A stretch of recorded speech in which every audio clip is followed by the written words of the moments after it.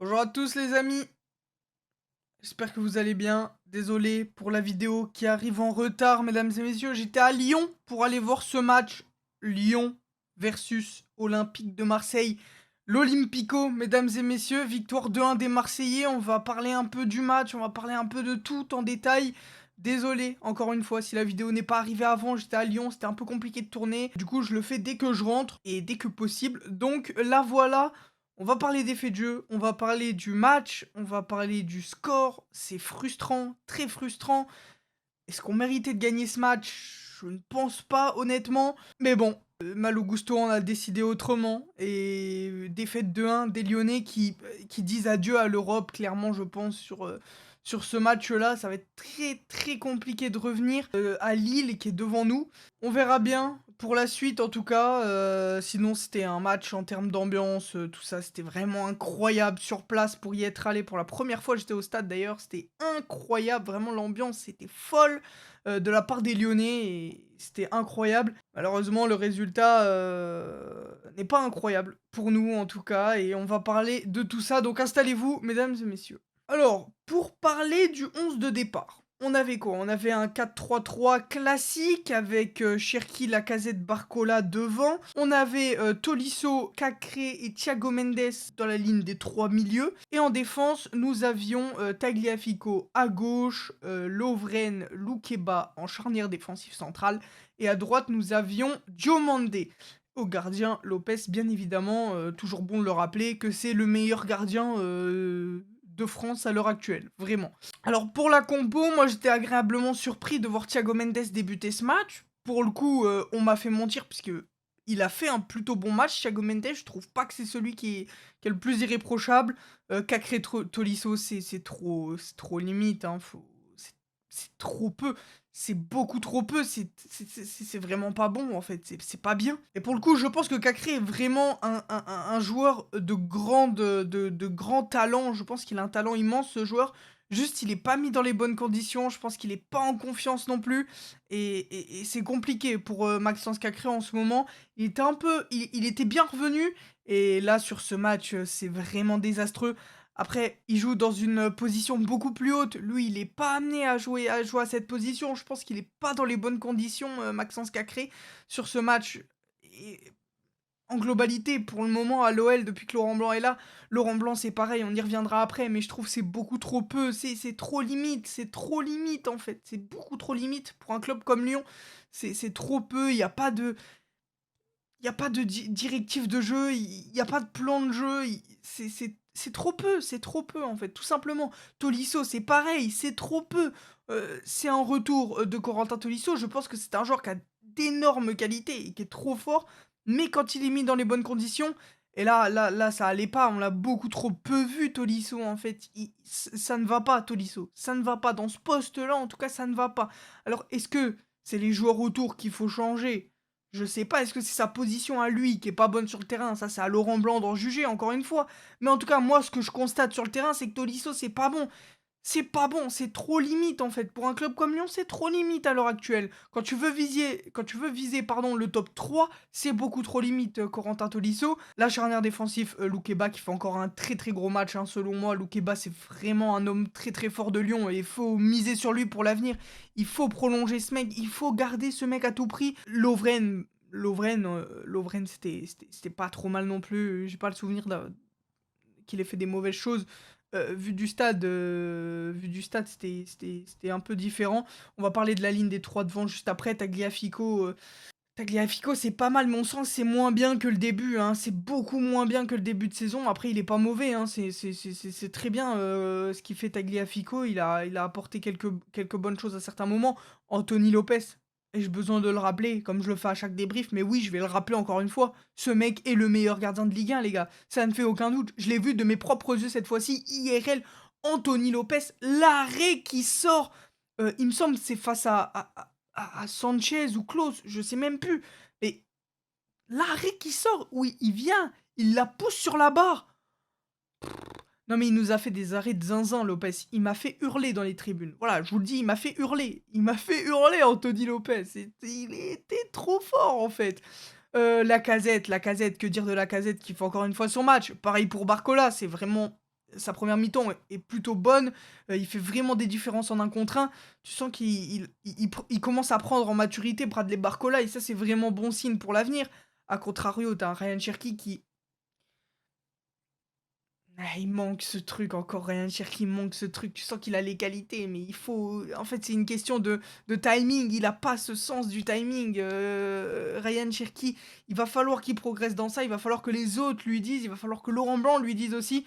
Est-ce que les joueurs ont la tête à la saison prochaine?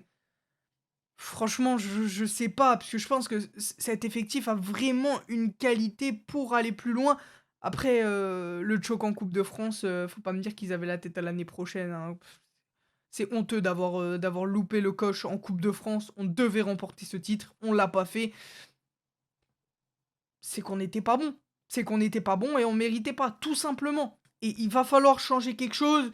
Il va falloir changer la direction au-dessus également. John Textor a parlé. On reparlera après de la déclaration de John Textor. Marseille, que dire de Marseille? Pour parler de l'adversaire, forcément, ils font leur match.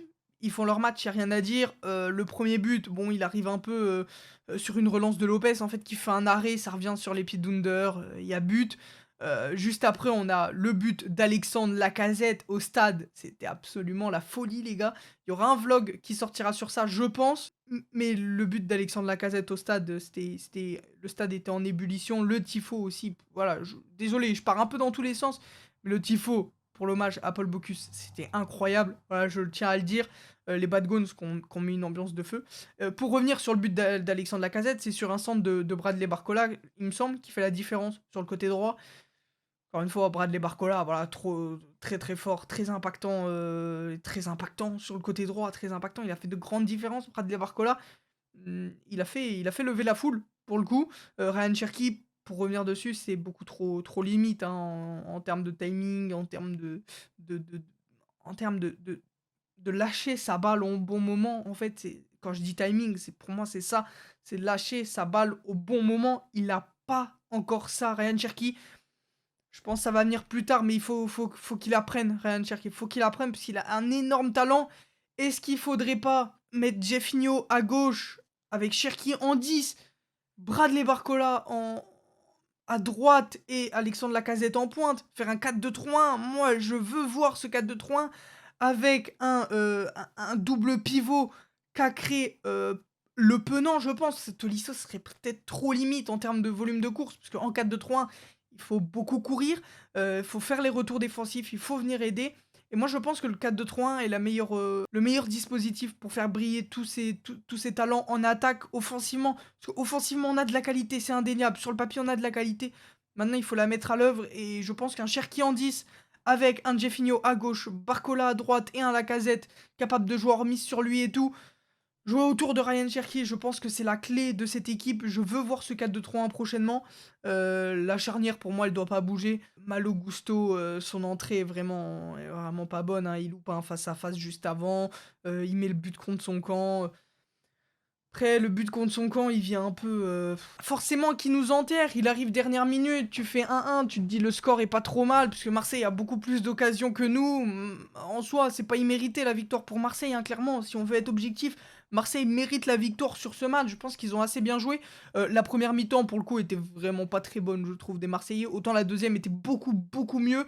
De toute façon, on connaît leur phase de jeu et leur tactique, hein. C'est joué par phase en fait, par phase de je sais pas combien de temps pour le coup, j'ai pas vu, mais c'est sur une phase où ils vont effectuer un pressing très intense avec un marquage individuel tout simplement, et ils vont essayer de presser très haut pour récupérer le ballon pour ensuite mener une attaque placée en fait. Et quand ils ne font plus ce pressing, parce qu'ils pressent pas pendant toute la deuxième mi-temps, il y a des moments où ils vont reculer pour forcément souffler un peu et essayer de jouer en contre en fait. Et c'est là où Marseille a super bien joué ses contres, hein. C'est qu'à chaque fois, les contres, ils faisaient super mal aux Lyonnais, tout simplement. Est-ce qu'on était trop haut? Est-ce que... Je sais pas, mais en tout cas, ça allait pas. Ça allait pas sur ce match. On s'est fait bouffer, clairement, et Laurent Blanc s'est fait manger. Clairement, sur ce match, on était sur une série de 3 victoires consécutives en Ligue 1. Malheureusement, elle prend fin ce soir.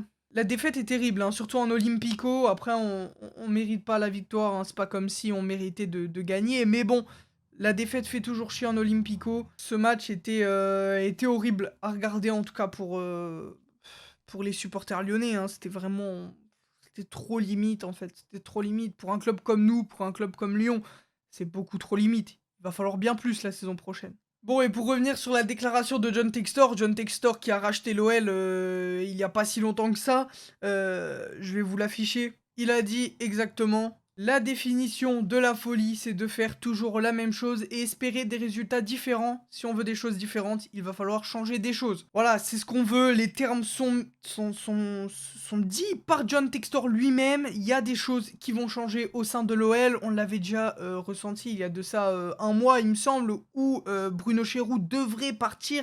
Bruno Chéroux, qui est le directeur sportif de l'OL, pardon, c'est lui qui se charge de faire venir les joueurs ou de les faire partir.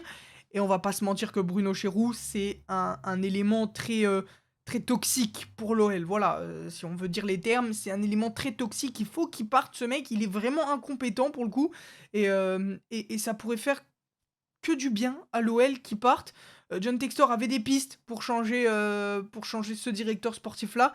Et il va y avoir des changements au sein de l'OL, ça c'est sûr. John Textor veut faire bouger les choses. On espère qu'il va le faire aussi. C'est bien de parler, mais les actes, c'est encore mieux.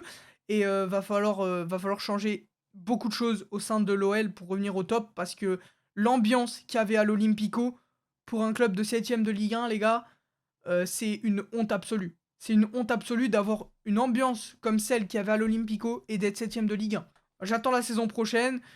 J'attends des changements aussi au sein de la direction, au sein des joueurs aussi, parce que Laurent Blanc avait demandé un milieu défensif. Il l'a jamais eu. Il l'a jamais eu en fait. Bruno Chéroux lui a jamais donné. Bref, je suis pas là pour étaler toutes les histoires autour de l'OL, sinon la vidéo serait beaucoup trop longue. Merci à tous d'avoir suivi cette vidéo, les gars. Désolé parce qu'elle est arrivée en retard. Prenez tous soin de vous. Des bisous, portez-vous bien, à la prochaine. Bye tout le monde. Et allez l'OL.